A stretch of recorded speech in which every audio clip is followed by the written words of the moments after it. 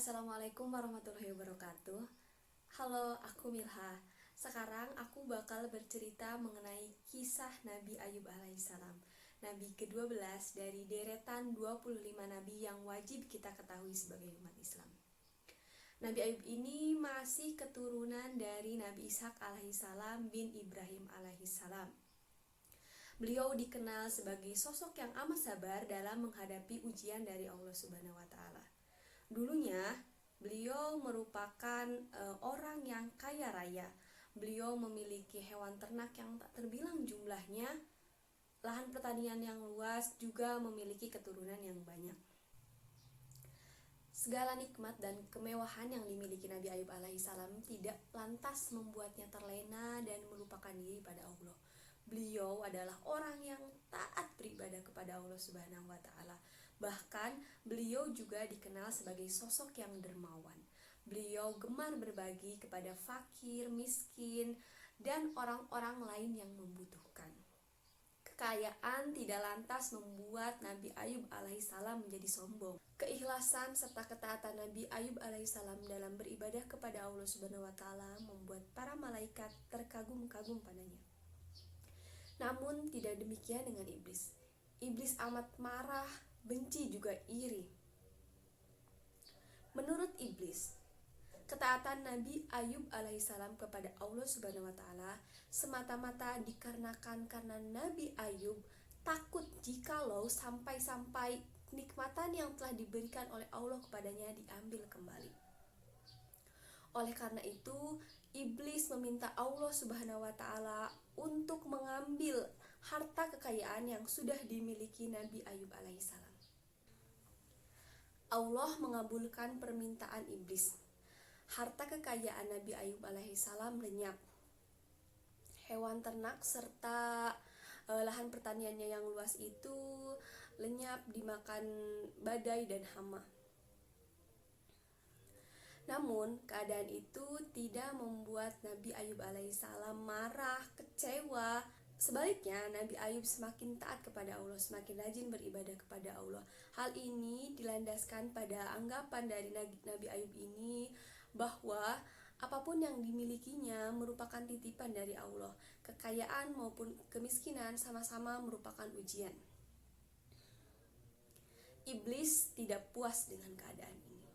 Ia pun meminta Allah Subhanahu wa Ta'ala untuk mengambil anak-anak Nabi Ayub. Anak-anak Nabi Ayub meninggal dunia pada terkena reruntuhan rumahnya, atap rumahnya yang roboh. Tentu saja hal ini membuat Nabi Ayub merasa sedih. Akan tetapi, kesedihan itu tidak lantas membuatnya jauh dari Allah. Ia tetap bersabar dan tetap beribadah kepada Allah Subhanahu wa Ta'ala dan tetap menjadi pribadi yang baik. Nabi Ayub alaihissalam tidak pernah mengeluh sekalipun. Dan tentu saja iblis lagi-lagi tidak puas dengan keadaan ini. Iblis meminta Allah Subhanahu wa Ta'ala agar mengambil nikmat sehat yang dimiliki Nabi Ayub. Nabi Ayub tertimpa penyakit kulit yang amat parah di sekujur tubuhnya, hingga hanya menyisakan hati dan lisannya yang selalu digunakan Nabi Ayub alaihissalam untuk berzikir kepada Allah Subhanahu wa Ta'ala. Karena penyakit kulit ini pula lah Nabi Ayub alaihissalam dijauhi oleh orang-orang sekitarnya, yang hanya menyisakan seorang istrinya yang bernama Siti Rahmah. Tersiar kabar juga bahwa penyakit kulit yang diderita Nabi Ayub alaihissalam ini dapat menular sehingga membuat masyarakat takut dan mengusir Nabi Ayub alaihissalam beserta istrinya dari lingkungannya. Nabi Ayub alaihissalam beserta istrinya terpaksa tinggal di sebuah gubuk milik orang lain yang sudah tidak ditinggali lagi. Dan untuk memenuhi kebutuhan hidupnya sehari-hari, istrinya Siti Rahmah bekerja di sebuah pabrik roti. Pekerjaan yang amat berat ini dilakukan Siti Rahmah dari pagi hingga sore hari. Namun begitu, kesetiaan Siti Rahmah juga sangat tidak diragukan lagi. Beliau hanya meninggalkan Nabi Ayub alaihissalam hanya jika sedang bekerja. Selain itu, beliau selalu menemani Nabi Ayub alaihissalam. Namun suatu hari, pemilik pabrik roti di mana tempat Siti Rahmah bekerja mengetahui bahwa Siti Rahmah ini merupakan istri dari Nabi Ayub alaihissalam yang menderita penyakit kulit. Beliau dipecat karena dikhawatirkan membawa penyakit kulit tersebut dan menularkannya. Pasca berhentinya Siti Rahmah dari pekerjaannya itu, mereka tidak memiliki pemasukan. Bahkan diceritakan bahwa mereka itu tidak makan dan minum selama berhari-hari.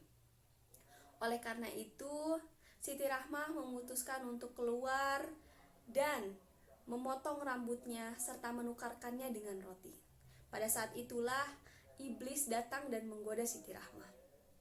Bujuk rajian iblis terhadap Siti Rahmah berhasil. Siti Rahmah mengeluh dengan keadaannya, merasa sudah capek dengan penderitaan-penderitaan tersebut. Mengetahui hal itu, Nabi Ayub alaihissalam amat sedih. Meskipun begitu, Nabi Ayub alaihissalam terlalu malu untuk berdoa kepada Allah agar beliau segera disembuhkan. Menurutnya, beliau telah diberikan nikmat yang banyak oleh Allah Subhanahu wa taala dalam kurun waktu yang amat panjang. Sedangkan beliau baru ditimpa penyakit hanya sebentar. Pada kenyataannya diriwayatkan bahwa penderitaan Nabi Ayub alaihissalam ini dijalaninya selama kurang lebih 7 tahun. Meskipun Nabi Ayub alaihissalam tidak mengeluh dan malu untuk berdoa kepada Allah Subhanahu wa taala, Allah Maha tahu isi hati Nabi Ayub alaihissalam. Allah pun menyembuhkan penyakit Nabi Ayub alaihissalam. Ia kembali menjadi orang yang sehat walafiat dan sekujur tubuhnya bersih dari penyakit. Allah juga mengembalikan harta kekayaan Nabi Ayub alaihissalam serta memberinya keturunan dari Siti Rahmah ini. Nabi Ayub alaihissalam hidup bahagia bersama keturunannya, yang salah satunya merupakan Nabiullah Zulkifli alaihissalam. Sekian kisah Nabi Ayub alaihissalam. Terima kasih. Wassalamualaikum warahmatullahi wabarakatuh.